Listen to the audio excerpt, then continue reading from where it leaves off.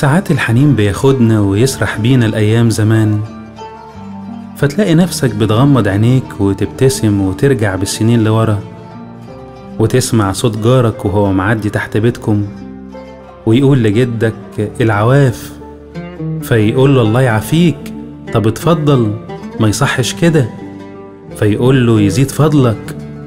واما تشوف جدتك وهي بتحط الشاي لجدك وتقول له الشاي جاهز يا حاج، فيقول لها من ايد ما نعدمش.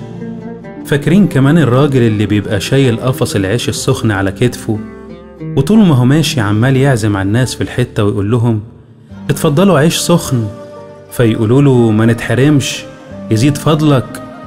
ولا لما كنا نيجي طالعين البيت ونلاقي ريحة الأكل على السلم تهبل، نلاقي جارتنا فاتحة الباب وتقول لنا اتفضلوا معانا، فنقول لها شكرا، تقول لنا النبي تيجوا، فنقول لها ناكل في فرحكم إن شاء الله.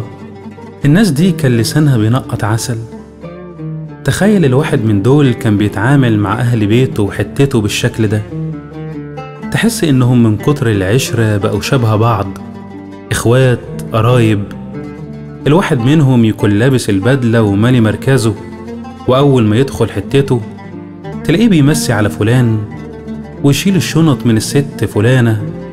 ما كانش فيه تكليف، الناس كانوا أبسط من البساطة. كان في منهم ناس بدون مؤهلات، لكن في الأصول والواجب والذوق والأدب رقم واحد، لأن الحاجات دي مش محتاجة مؤهلات.